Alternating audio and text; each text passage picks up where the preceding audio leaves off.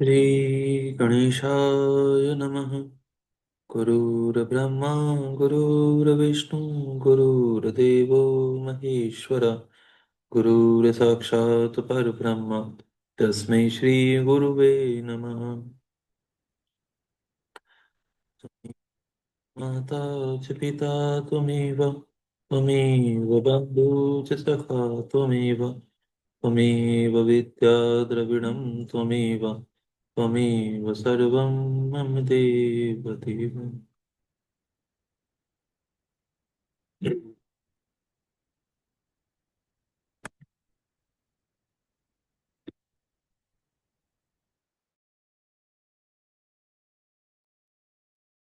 यहाँ से 26वां अध्याय प्रारंभ होता है। इस अध्याय में ब्रह्मा जी द्वारा दुष्कर्मी बताने पर भी गौरी देवी का शरणागत व्याघ्र को त्यागने से इनकार करना और माता पिता से मिलकर मंदराचल पर्वत के लिए जाने का वर्णन किया गया है। वायु देवता कहते हैं, कौशिकी को उत्पन्न करके उसे ब्रह्मा जी के हाथ में देने के पश्चात गौरी देवी ने प्रत्युपकार के लिए पितामह से कहा। देवी बोली, क्या आपने मेरे आश्रम में रहने वाले इस व्याघ्र को देखा है? इसने दुष्ट जंतुओं से मेरे तपोवन की रक्षा की है। यह मुझ में अपना मन लगाकर अनन्य भाव से मेरा भजन करता रहा है। अतः इसकी रक्षा के सिवा दूसरा कोई मेरा प्रिय कार्य नहीं है। यह मेरे अंतःपुर में विचरने वाला होगा। भगवान शंकर इसे प्रसन्नता पूर्वक गणेश्वर का पद प्रदान करेंगे। मैं इसे आगे करके सखियों के साथ यहाँ से जाना चाहती हूँ।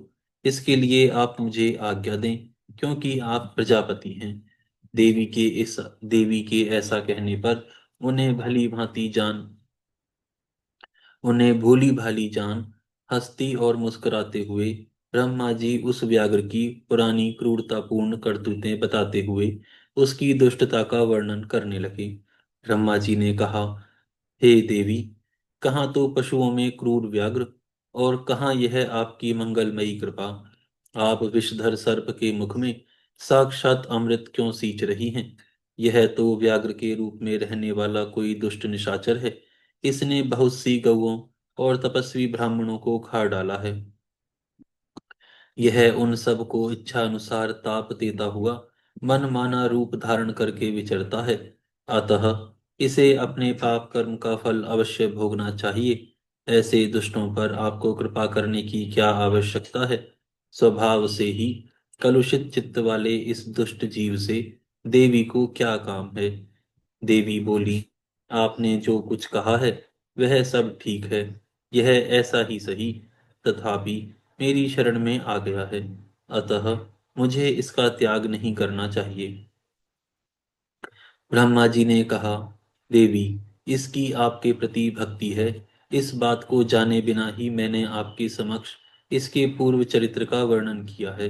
यदि इसके भीतर भक्ति है तो पहले के पापों से इसका क्या बिगड़ने वाला है? क्योंकि आपके भक्त का कभी नाश नहीं होता। जो आपकी आज्ञा का पालन नहीं करता वह पुण्यकर्मा होकर भी क्या करेगा? देवी, आप ही अजन्मे, बुद्धिमती, पुरातन शक्ति और परमेश्वरी हैं। सबके बंध और मोक्ष की व्यवस्था आपके ही अधीन है। आपके सिवा पराशक्ति कौन है? आपके बिना किसको कर्म जनित सिद्धि प्राप्त हो सकती है? आप ही स्वयमेव असंख्य रुद्रों की विविध रूपा शक्ति हैं। शक्ति रहित कर्ता काम करने में कौन सी सफलता प्राप्त करेगा? भगवान विष्णु को, मुझको तथा अन्य देवता, दानव और राक्षसों को उन उन ऐश्वर्यों की प्राप्ति कराने के लिए आपकी आज्ञा ही कारण है। असंख्य ब्रह्मा, विष्णु तथा रुद्र जो आपकी आज्ञा का पालन करने वाले हैं, बीत चुके हैं और भविष्य में भी होंगे। देवेश्वरी, आपकी आराधना किए बिना हम सब श्रेष्ठ देवता भी धर्म आदि चारों पुरुषार्थों की प्राप्ति नहीं कर सकते। आपके संकल्प से ब्रह्मत्व और स्थावर तत्व का तत्काल व्यत्यास यानी फेरबदल भी हो सकता है। अर्थात ब्रह्मा स्थावर वृक्ष आदि हो जाते हैं और स्थावर ब्राह्मणी ब्रह्मा क्योंकि पुण्य और पाप के फलों की व्यवस्था आपने ही की है। आप ही जगत के स्वामी परमात्मा शिव की अनादि, अमध्य और अनंत सनातन आदि शक्ति हैं। आप संपूर्ण लोक यात्रा का निर्वाह करने के लिए किसी अद्भुत मूर्ति में आविष्ट हो नाना प्रकार के भावों से क्रीड़ा करती हैं। भला आपको ठीक ठीक कौन जानता है। अतः यह पापाचारी व्याघ्र भी आज आपकी कृपा से परम सिद्धि प्राप्त करे, इसमें कौन बाधक हो सकता है। इस प्रकार देवी को उनके परम तत्व का स्मरण कराकर ब्रह्मा जी ने जब उचित प्रार्थना की, तब गौरी देवी तपस्या से निवृत्त हुई। तदनंतर देवी की आज्ञा लेकर ब्रह्मा जी अंतर्ध्यान हो गए। फिर देवी ने अपने वियोग को न सह सकने वाले माता पिता मैना और हिमवान का दर्शन करके उन्हें प्रणाम किया तथा उन्हें नाना प्रकार से आश्वासन दिया। इसके बाद देवी ने तपस्या के प्रेमी तपोवन के वृक्षों को देखा। वे उनके सामने फूलों की वर्षा कर रहे थे। ऐसा जान पड़ता था मानो उनसे होने वाले वियोग के शोक से पीड़ित हों। वे आंसू बरसा रहे हों। अपनी शाखाओं पर बैठे हुए विहंगमों के कलरवों के व्याज से मानो वे व्याकुलता पूर्वक नाना प्रकार से दीनता पूर्वक विलाप कर रहे थे। तदनंतर पति के दर्शन के लिए उतावली हो उस व्याघ्र को औरस पुत्र की भांति स्नेह से आगे करके सखियों से बातचीत करती और देह की दिव्य प्रभा से दशों दिशाओं को उद्दीप्त करती हुई गौरी देवी मंदराचल को चली गईं, जहाँ संपूर्ण जगत के आधार, स्रष्टा, पालक और संहारक पतिदेव भगवान महेश्वर विराजमान थे। यहाँ पर यह अध्याय पूर्ण होता है। यहाँ से 27वां अध्याय प्रारंभ होता है। इस अध्याय में मंदराचल पर गौरी देवी का स्वागत, महादेव जी के द्वारा उनके और उनके उत्कृष्ट उत्कृष्ट स्वरूप एवं अविच्छेद संबंध का प्रकाशन तथा देवी के साथ आए हुए व्याघ्र को उनका गणाध्यक्ष बनाकर अंतःपुर के द्वार पर सोमनंदी नाम से प्रतिष्ठित करने का वर्णन किया गया है। ऋषियों ने पूछा, अपने शरीर को दिव्य गौरवपूर्ण से युक्त बनाकर गिरिराज कुमारी देवी पार्वती ने जब मंदराचल प्रदेश में प्रवेश किया, तब वे अपने पति से किस प्रकार मिली। प्रवेश काल में उनके भवन द्वार पर रहने वाले गणेश्वरों ने क्या किया तथा महादेव जी ने भी उन्हें देखकर उस समय उनके साथ कैसा बर्ताव किया। वायु देवता ने कहा, जिस प्रकार प्रेम गर्भित रस के द्वारा अनुरागी पुरुषों के मन का हरण हो जाता है, उस परम रस का ठीक ठीक वर्णन करना असंभव है। द्वारपाल बड़ी उतावली से राह देखते थे। उनके साथ ही महादेवी जी भी महादेव जी भी देवी के आगमन के लिए उत्सुक थे। जब वे भवन में प्रवेश करने लगीं, तब शंकित हो उन उन प्रेम जनित भावों से वे उनकी ओर देखने लगे। देवी भी उनकी ओर उन्हीं भावों से देख रही थीं। उस समय उस भवन में रहने वाले श्रेष्ठ पार्षदों ने देवी की वंदना की। फिर देवी ने विनय युक्त वाणी द्वारा भगवान त्रिलोचन को प्रणाम किया। वे प्रणाम करके अभी उठने भी नहीं पाई थीं कि परमेश्वर ने उन्हें दोनों हाथों से पकड़कर बड़े ही आनंद के साथ हृदय से लगा लिया।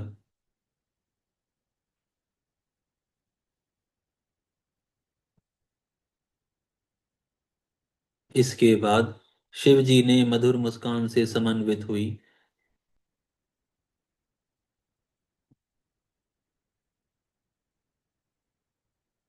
देवादिदेव महादेव जी बोले, सर्वांग सुंदरी, क्या आपकी वह मनोदशा पूरी हो गई जिसके रहते आपके क्रोध के कारण मुझे अनुनय विनय का कोई भी उपाय नहीं सूझता था। मेरा मन स्वेच्छा से भी नहीं, तुम्हारे काले वर्ण से नहीं अथवा अन्य किसी वर्ण से अपहृत नहीं हुआ, जैसा कि तुम्हारे स्वभाव से अपहृत हुआ है। जिसके कारण हे सुब्रु, मैं बहुत ही चिंतित हो गया था। जो भाव स्वेच्छापूर्वक परस्पर अंग के संयोग से उत्पन्न नहीं होते। ऐसे परम रस को तुमने कैसे भुला दिया? अंग संयोग से उत्पन्न भाव तो चित्त में कालुष्य के हेतु बनते हैं। यदि साधारण लोगों की भांति हम दोनों भी एक दूसरे के अप्रिय का कारण विद्यमान है, तब तो इस चराचर जगत का नाश हुआ ही समझना चाहिए। मैं अग्नि के मस्तक पर स्थित हूँ और आप सोम के। हम दोनों से ही यह अग्नि सोमात्मक जगत प्रतिष्ठित है। जगत के हित के लिए स्वेच्छा से शरीर धारण करके विचरने वाले हम दोनों के वियोग में यह जगत निराधार हो जाएगा। इसमें शास्त्र और युक्ति से निश्चित किया हुआ दूसरा हेतु भी है। यह स्थावर जंगम रूप जगत वाणी और अर्थ में ही है। आप साक्षात वाणी में अमृत हो और मैं अर्थ में परम उत्तम अमृत हूँ। ये दोनों अमृत एक दूसरे से विलग कैसे हो सकते हैं? आप मेरे स्वरूप का बोध कराने वाली विद्या हो और मैं आपके दिए हुए विश्वासपूर्ण बोध से जानने योग्य परमात्मा हूँ। हम दोनों क्रमशः विद्यात्मा और वेदात्मा हैं। फिर हम में वियोग होना कैसे संभव है? मैं अपने प्रयत्न से जगत की सृष्टि और संहार नहीं करता।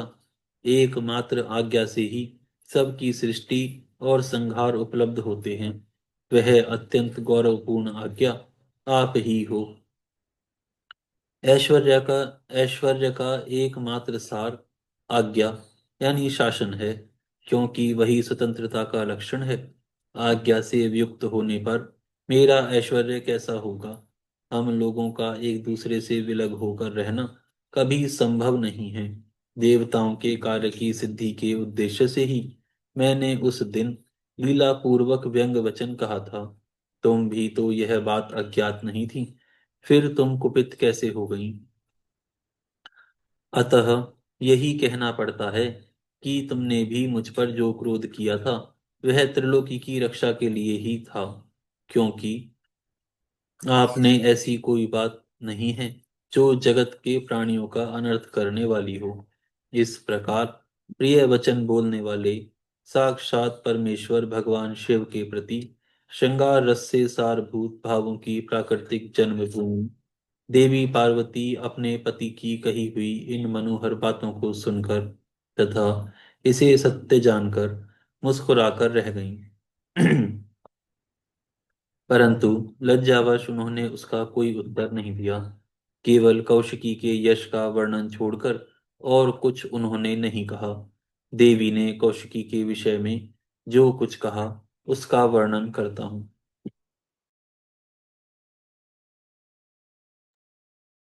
देवी बोली, भगवान, मैंने जिस कौशिकी की सृष्टि की है उसे क्या आपने नहीं देखा है?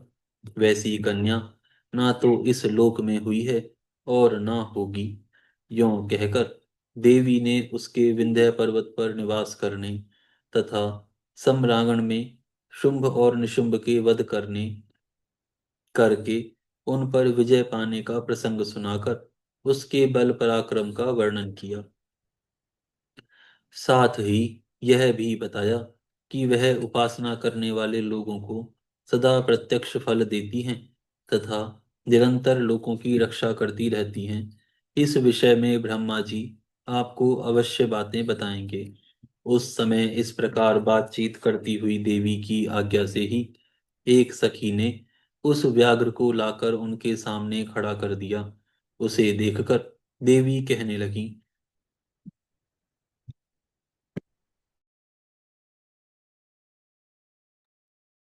देव, यह व्याघ्र मैं आपके लिए भेंट लाई हूं। आप इसे देखिए। इसके समान मेरा उपासक दूसरा कोई नहीं है।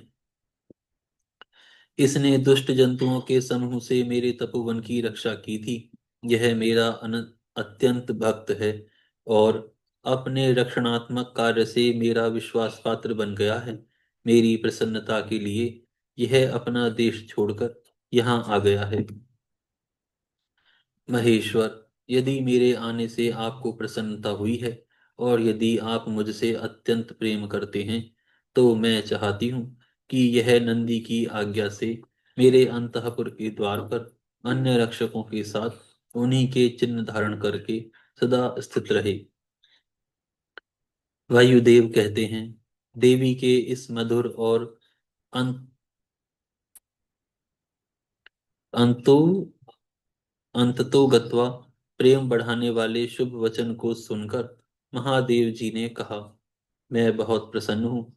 फिर तो वह व्याघ्र उसी क्षण लचकती हुई स्वर्ण जटित बैंत की छड़ी, रत्नों से जटित विचित्र कवच, सर्प की सी आकृति वाली छुरी तथा रक्षकोचित वेश धारण किए गणाध्यक्ष के पद पर प्रतिष्ठित दिखाई दिया।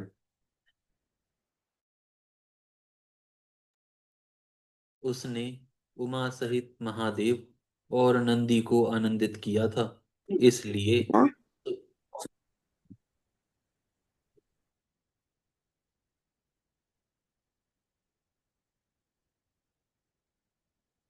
इसलिए सोमनंदी नाम से विख्यात हुआ। इस प्रकार देवी का प्रिय कार्य करके चंद्रार्ध भूषण महादेव जी ने उन्हें रत्न भूषित दिव्य आभूषणों से भूषित किया। चंद्रभूषण भगवान शिव ने सर्व मनोहारिणी गिरिराज कुमारी गौरी देवी को बिठाकर उस समय सुंदर अलंकारों से स्वयं ही उनका श्रृंगार किया। यहाँ पर यह अध्याय पूर्ण होता है। यहाँ से 28वां अध्याय प्रारंभ होता है। इस अध्याय में अग्नि और सोम के स्वरूप का विवेचन तथा जगत की अग्निशोमात्मकता का प्रतिपादन किया गया है। ऋषियों ने पूछा, प्रभु, देवी पार्वती का समाधान करते हुए महादेव जी ने यह बात क्यों कही कि संपूर्ण विश्व अग्निशोमात्मक एवं वाग्था वागर्थात्मक है। ऐश्वर्य का सार एकमात्र आज्ञा ही है और वह आज्ञा आप हो। अतः इस विषय में हम क्रमशः यथार्थ बातें सुनना चाहते हैं। वायुदेव बोले, महर्षियों, रुद्रदेव का जो घोर तेजोमय शरीर है उसे अग्नि कहते हैं और अमृतमय सोम शक्ति का स्वरूप है, क्योंकि शक्ति का शरीर शांति कारक है।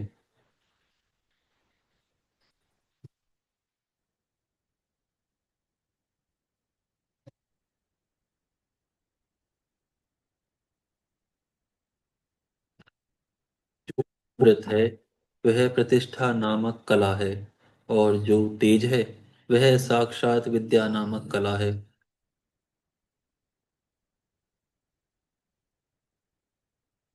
संपूर्ण सूक्ष्म भूतों में वे ही दोनों रस और तेज हैं। तेज की वृत्ति दो प्रकार की है, एक सूर्य रूपा है, दूसरी अग्नि रूपा। इसी तरह रस वृत्ति भी दो प्रकार की है, एक सोम रूपिणी और दूसरी जल रूपिणी। तेज विद्युत आदि के रूप में उपलब्ध होता है तथा रस मधुर आदि के रूप में। तेज और रस के भेदों ने ही इस चराचर जगत को धारण कर रखा है। अग्नि से अमृत की उत्पत्ति होती है और अमृत स्वरूप घी से अग्नि की वृद्धि होती है। अतएव अग्नि और सोम को दी हुई आहुति जगत के लिए हितकारक होती है। शस्य संपत्ति भविष्य का उत्पादन करती है, वर्षा शस्य को बढ़ाती है। इस प्रकार वर्षा से ही भविष्य का प्रादुर्भाव होता है, जिससे यह अग्निशोमात्मक जगत टिका हुआ है। अग्नि वहां तक ऊपर को प्रज्वलित होता है जहां तक सोम संबंधी परम अमृत विद्यमान है, और जहां तक अग्नि का स्थान है वहां तक सोम संबंधी अमृत नीचे को झरता है। इसीलिए कालाग्नि नीचे है और शक्ति ऊपर है। जहां तक अग्नि है उसकी गति ऊपर की ओर है, और जो जल का आप्लावन है उसकी गति नीचे की ओर है। आधार शक्ति ने ही इस ऊर्ध्वगामी कालाग्नि को धारण कर रखा है तथा निम्नगामी सोम शिव शक्ति के आधार पर प्रतिष्ठित है। शिव ऊपर हैं और शक्ति नीचे। तथा शक्ति ऊपर हैं और शिव नीचे। इस प्रकार भगवान शिव और देवी शक्ति ने यहाँ सब कुछ व्याप्त कर रखा है। बारंबार अग्नि द्वारा जलाया हुआ यह जगत भस्मसात हो जाता है। यह अग्नि है। भस्म को ही अग्नि का कहते हैं। जो इस प्रकार भस्म के श्रेष्ठ स्वरूप को जानकर अग्नि इत्यादि मंत्रों को भस्म से स्नान करता है, वह बंधा हुआ जीव पाश से मुक्त हो जाता है। अग्नि के तेज रूपी भस्म को सोम ने अयोग्य युक्ति के द्वारा फिर आप्लावित किया। इसीलिए वह प्रकृति के अधिकार में चला गया। यदि योग युक्ति से शाक्त अमृत वर्षा के द्वारा उस भस्म का सब ओर आप्लावन हो, तो वह प्रकृति के अधिकारों को निवृत्त कर देता है। अतः इस तरह का अमृत प्लावन सदा मृत्यु पर विजय पाने के लिए ही होता है। शिवाग्नि के साथ शक्ति संबंधी अमृत का स्पर्श होने पर जिसने अमृत का आप्लावन प्राप्त कर लिया, उसकी मृत्यु कैसे हो सकती है? जो अग्नि के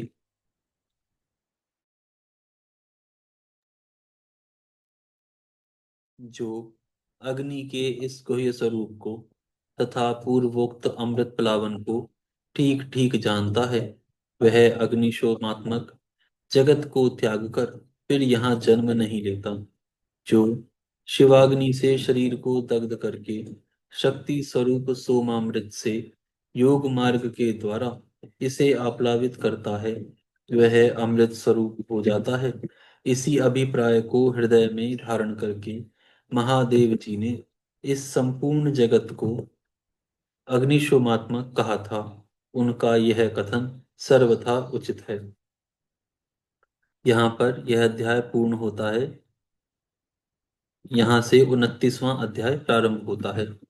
इस अध्याय में जगत वाणी और अर्थ रूप है। सॉरी, इस अध्याय में जगत वाणी और अर्थ रूप हैं, इसका प्रतिपादन किया गया है। वायु देवता कहते हैं, महर्षियों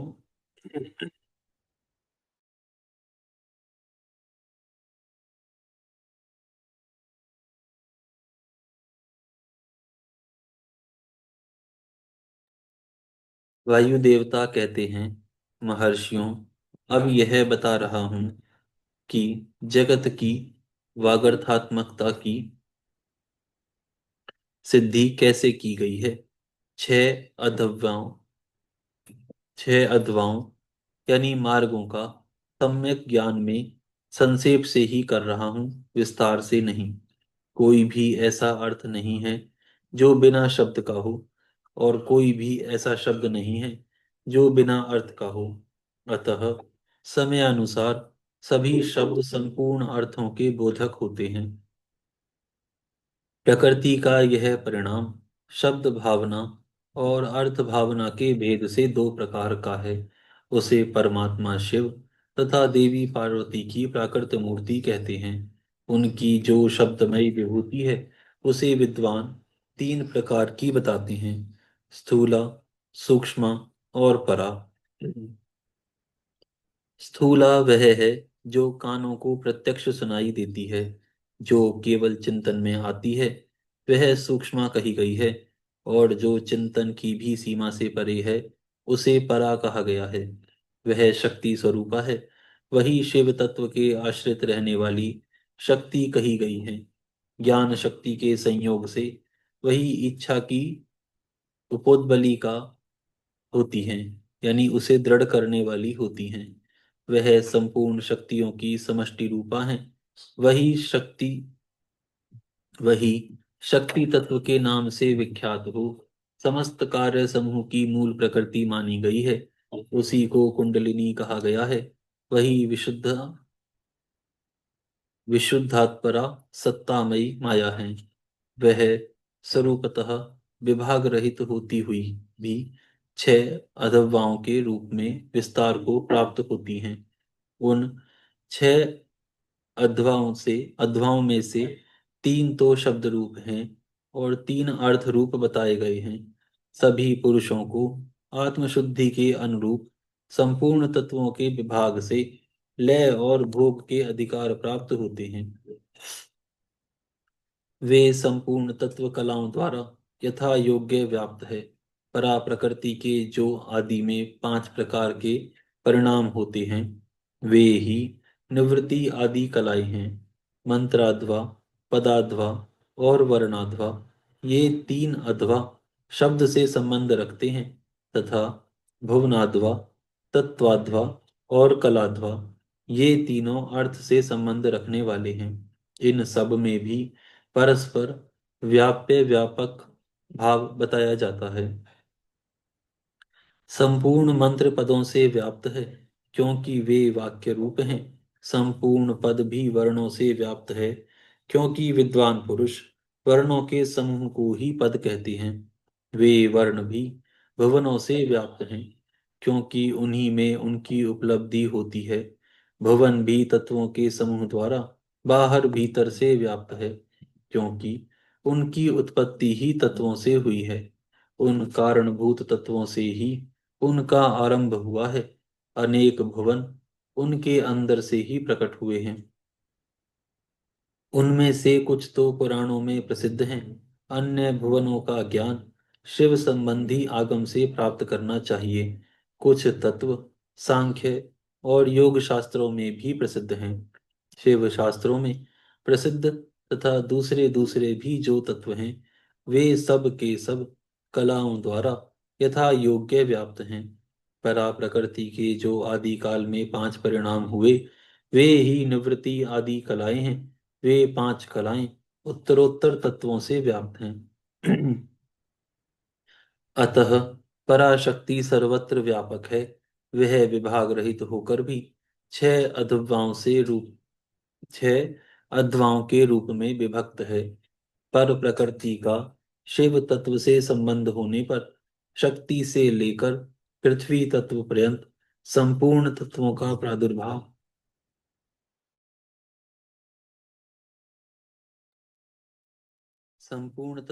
प्रादुर्भाव शिव तत्व से हुआ है।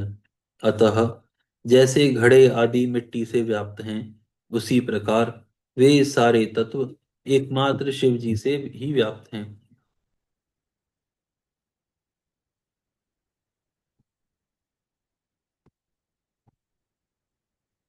जो 6 अध्वाओं से प्राप्त होने वाला है, वही शिव जी का परम धाम है।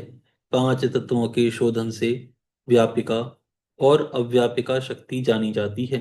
निवृत्ति कला के द्वारा रुद्रलोक पर्यंत ब्रह्मांड की स्थिति का शोधन होता है। प्रतिष्ठा कला द्वारा उससे भी ऊपर, जहां तक अव्यक्त की सीमा है, वहां तक का शोधन किया जाता है। आज हम यहाँ पर विराम करते हैं, फिर कल से प्रारंभ करेंगे। हे गौ माता, आप सभी देवताओं की माता, सभी पुण्यों का पुण्य है, सभी तीर्थों का तीर्थ है।